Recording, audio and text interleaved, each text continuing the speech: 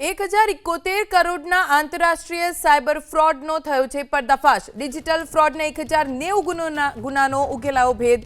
છેતરપિંડીના મુખ્ય સૂત્રધારની આસામથી ધરપકડ। Cyber centre of એક્સલન્સને મળી મોટી સફળતા।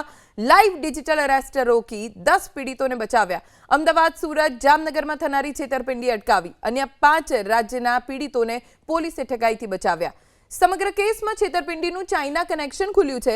આરોપી રફીકુલ આલમનો ચાઇનીઝ ક્રિમિનલ્સ સાથે સંપર્ક ખુલ્યો। 1754 બેંક એકાઉન્ટમાં કર્યા હતા સ્પ્લિટ ટ્રાન્ઝેક્શન્સ। છેતરપિંડીના નાણાં ક્રિપ્ટોકરન્સીમાં તબદીલ કરતા હતા આરોપીઓ। ક્રિપ્ટોમાં કન્વર્ટ થયેલા નાણાં આરોપી ચીન મોકલતો।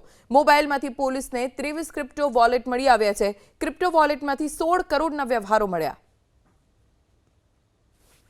સૌ પ્રથમ જે એક વસ્તુ હતી અમદાવાદ સિવાયની, તે સુરતમાં ખબર પડી કે ઓલપાડમાં ડિજિટલ અરેસ્ટ ચાલુ છે। તો રાતોરાત ટીમને સાયમલ્ટેનિયસલી જ્યારે રેડ કરવામાં આવી એ જ સમયે બીજી ટીમને ત્યાં મોકલવામાં આવી। તે જગ્યાએ વિક્ટીમનો સંપર્ક કરવામાં આવ્યો તો અમારા ધ્યાન પર આવ્યું એને ઓલરેડી 10 લાખ રૂપિયા 12 લાખ રૂપિયા ટ્રાન્સફર કરેલા છે।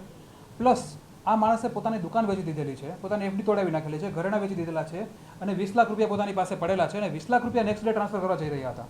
તો એ પૈસા કેશ સાથે તેમને રોકવામાં આવ્યા કે વધુમાં ડિજિટલ અરેસ્ટમાં છો, વધારે પૈસા ટ્રાન્સફર કરવાના આવતા નથી। વધુમાં હેલ્પલાઇનનો સંપર્ક કરીને બેંક સાથે કોર્ડિનેશન કરીને 12 લાખ રૂપિયા જે ગયેલા હતા એમાંથી ભાઈ 8 લાખ રૂપિયા બચાવી લેવામાં આવ્યા। એ જ રીતે અલગ અલગ જગ્યાએ ફોર એક્ઝામ્પલ જામનગરમાં પણ સાયબર ફ્રોડ ચાલુ હતો, તેમની સાથે પણ 10 લાખ જેટલું સાયબર ફ્રોડ થયેલું હતું, પૈસા નાખી દીધેલા હતા। વધુમાં તેઓ 40 લાખ રૂપિયા નાખવા જઈ રહ્યા હતા, તેમને પણ રોકવામાં આવ્યા। એ જ રીતે મુંબઈમાં પણ ખબર પડી કે કોઈ સિનિયર સિટીઝન મહિલા છે તે પહેલાં 20 લાખ રૂપિયા નાખી દીધેલા છે, પછી એને 70 લાખ રૂપિયા બીજા નાખી દીધેલા છે બીજા અકાઉન્ટમાં। તો ત્યાં પણ સાયબર સેન્ટર ઓફ એક્સલન્સની ટીમને મુંબઈ મોકલવામાં આવી। ત્યાં તે મહિલાનો પણ સંપર્ક કરીને વધારે પૈસા ટ્રાન્સફર કરતા અટકાવવામાં આવ્યા। તે વધુ 1 કરોડ રૂપિયા નાખવાના હતા, તે તેમને રોકવામાં આવ્યા, તેમની લાઈફ સેવિંગ બચાવવામાં આવી। સિમિલર કેસ કરવામાં આવ્યો ઝારખંડમાં પણ આ રીતે રોકવામાં આવ્યા પૈસા, ઓડિશામાં પણ રોકવામાં આવ્યા। કુલ 10 જગ્યાથી લાઈવ ડિજિટલ અરેસ્ટના કેસ રોકવામાં આવ્યા।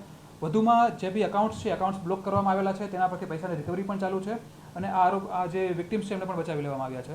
સાથે સાથે આ મુખ્ય આરોપી જે મુખ્ય સૂત્રધાર છે તેને પણ પકડવામાં આવ્યા છે।